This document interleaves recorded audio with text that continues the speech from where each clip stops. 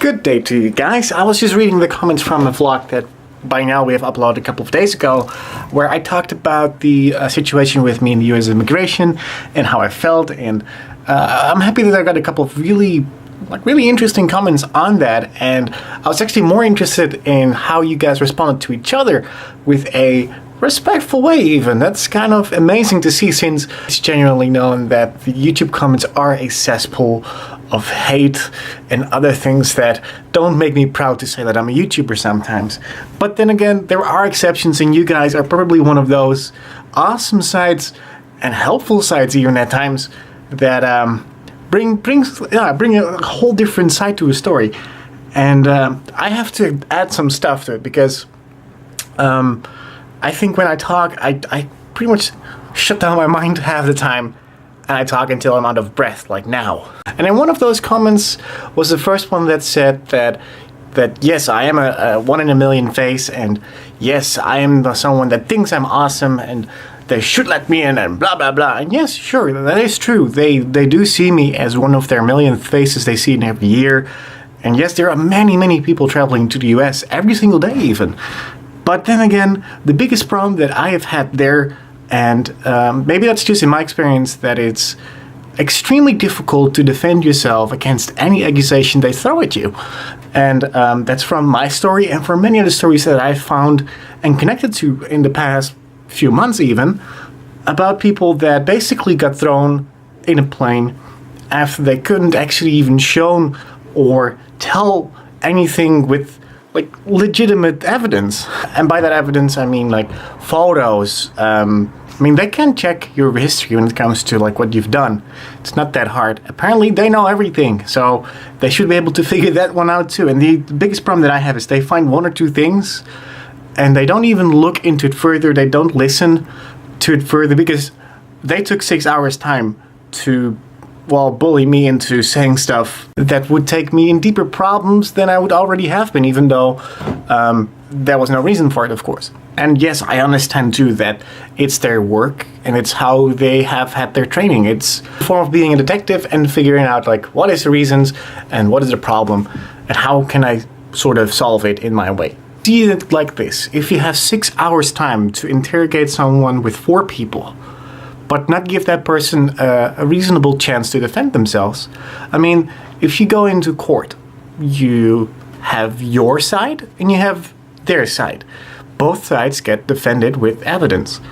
If the other side gives a accusation of, I don't know what, I get to say, hey, listen to me, this is how it happened, and this is how it is. Someone else, an unbiased opinion, should be able to judge, aka the judge, should be able to say like, yes, this is true, this is not true, and it would be a more equal opportunity for both sides to give their points. I know that it will be a lot of work to do that, because that's technically just giving someone a court case, and that would mean that I would be able to get a lawyer and stuff like that, which I don't even know if that is possible at that particular moment. I mean, they can call someone if you keep asking multiple times. It's just very difficult, and I know for sure that if I come into the Netherlands as a foreign person, I don't even have to be from America, just from any place, they will treat you much friendlier and humane, because that's how we are. I think that's how we get trained. We are welcoming people, like legitimately welcoming people. If you have something wrong with you, oh yeah, we will be doing the same thing probably, but it's a different way. It's just the way how they do it that makes it painful. I know that I do whole monologues, but it is good for me to talk about it in longer segments so I can try to get a conversation going, because as soon as a conversation gets going, it might get somewhere in a good way. So other than that, my bum hurts from yesterday, and it's only the left under part of my bum. So I think that I just marched too hard yesterday. It was good, and Even though it was beautiful weather outside yesterday, it's fairly gray and downery like now. I just was at my doctor's again. We talked about the stuff. She's looking at the stuff from the ER, but I'm going for a checkup in 4 weeks, and up to that point, if it hurts, I'm taking painkiller.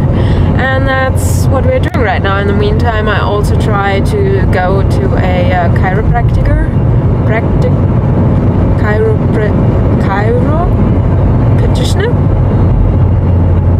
I guess. Don't know the English word. And try to do some yoga, I guess, and eat what I eat. So yeah, right now we are not sure what it is. And then it got dark, and then it got light again. Yay! I have not done this in a while. Cooking at my grandmother's. That she allows me to cook is already something. Not that I would burn down the house. I mean, I can cook, sort of. I love this pan. It's awesome. It's one of those non-stick pans. I need to focus on the pan now. Otherwise, I might throw everything on the floor. See? I can actually do it. I actually downloaded Mavericks, the new iOS, the new OS X update. It took me like 2 hours to install though, but other than that, I mean, I actually like it. And there are a lot of features that I might not even ever use or end up using. But one of them is this, like the little corner thingy with messages and stuff. I like it, it's cool. The cool thing is actually, since we've been using FaceTime and iMessage since Sarah has an iPad now, is that I can actually use the full features. Like I said before, I would never say, I use FaceTime because it works so well. Because it doesn't always work well. So if anyone has seen or knows about also a couple of cool features that I need to know about, let me know in the comments, because I'm looking for stuff that I can actually use and make my life easier. I have no clue what our door is made of, but that is frightening. Now let's find my mom and Dory. I think they're at Victoria's Secret right now. I forgot my phone. They have my phone and I have a phone for them, so we should be able to find each other. Doctor Who and Grumpy Cat. Wow, it's much later than I expected to be leaving. And by the way, random twig over there. Yeah, I know you don't see it, but I will try to amp up the colors afterwards, or the contrast. I wanted to edit the vlog earlier, but for some reason I broke Premiere entirely. It didn't load at all. So I fixed it again, but it took me like 4 hours with updating and trying other stuff. But luckily updating works. So after I got it fixed, it was actually too late to start editing, and it was kind of entertaining. Jurre started a discussion with his grandma about him saying that he can't understand that a person can't swim or doesn't know how to swim. I think that's more the case, because his argument is that our body consists out of water and we're floating. That might be right, but one, if you don't learn how to swim, you get in panic and and then you drown and whatever. And you have to keep your head above the water so you can breathe. It doesn't help if you're floating, your head might be underwater, if you know what I mean. So if you don't learn how to swim, you don't necessarily are able, because necessarily you would be able to speak every language, but we don't. We just speak the language we are used to, we are learning. Maybe we can swim, but we still need someone to show us, or we at least need to see it. So if you never see it because you're not living near the ocean, you can't swim. My mom still can't swim. So yeah, I think he's right, we are able to, but still I think you need to learn it and see it. And we had swimming, but I hated it, so I was so happy when they didn't have the time for us to go swimming. So I can swim, but it's not my favorite activity. Wow, I was just in time. It is actually raining like crazy outside. Anyways, have an awesome day, morning, or night. Doesn't matter where you're from or where you are. As long as you have an awesome day, I will see you guys tomorrow. Bye! Oh, and isn't that cute? That's Klondike. I was like, oh, let's see how Klondike looks like. And yes, it's a white fluffy animal. That's a thing. All right, we have to go home now, and we have to stop at the supermarket before so we can eat. I hope... Well, I didn't get any messages, so I hope they're doing okay. Probably died from hunger now because I was here longer, of course, because I came in later. Let's go to the supermarket. You know what I realized?